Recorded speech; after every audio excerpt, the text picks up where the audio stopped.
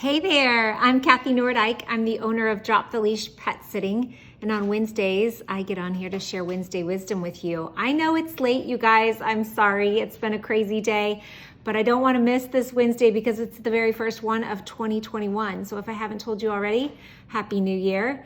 Today, I want to talk with you a little bit about something that's super important.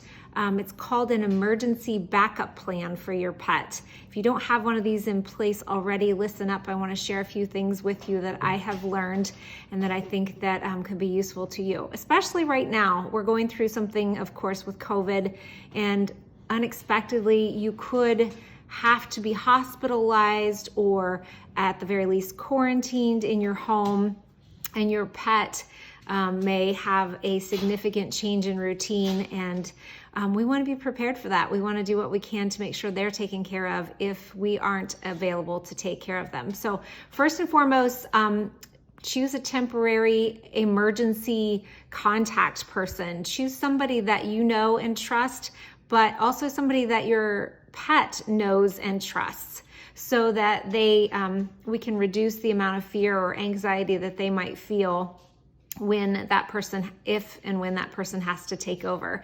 And then have a conversation with that person ahead of time and tell them about the things that you would expect or would need from them should you be unable to care for your pet for a period of time. One of the things that you would want to share with them is a copy of an emergency pet care authorization form. You can get this form. I found one at slco.org.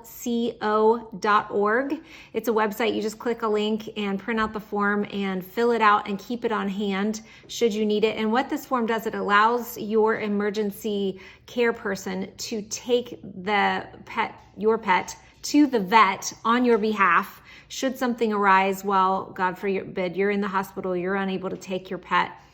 This form allows them to do that for you. So I'd say that's probably the most important thing to have on hand. Do get a hold of one of those.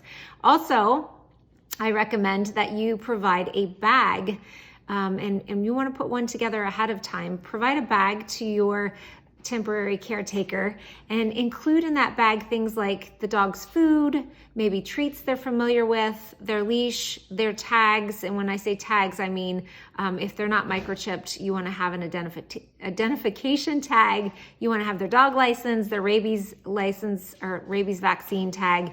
All of those things are important to include. Also, if you can include medications that they may take, including preventative medications like heartworm and flea and tick, toys that they love, and a really nice touch would be their own bed or a blanket that smells like you. That can go a long way in helping them be comfortable. Gigi is always wanting to get in on my videos. Shh, be quiet.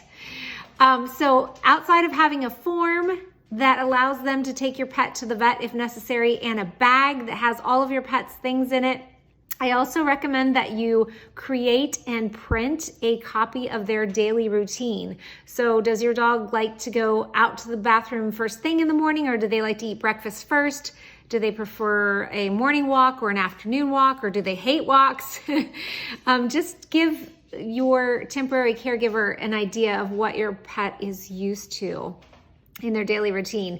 And then talk to them also about their crating or kennel instructions. Does your pet sleep in a crate at night? Does he hate a crate? Does he need to be in a crate during the day? Those are things that are good to talk about ahead of time. And then, of course, it goes without saying, be sure to share all of your veterinarian information, their phone number, their address.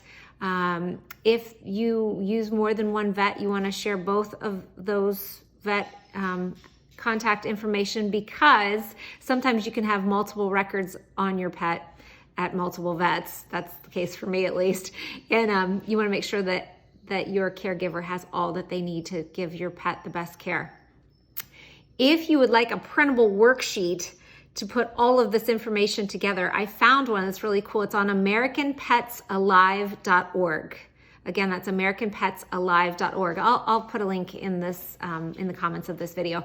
But I just want to say one more thing before I go today, and that is I am a pet sitter and a dog walker, and I've had the opportunity to help care for pets whose parents have been quarantined or even have COVID. A few tips if that should happen to you, whether you're the caregiver or the dog walker, or you're the person who has been infected with COVID or another contagious disease.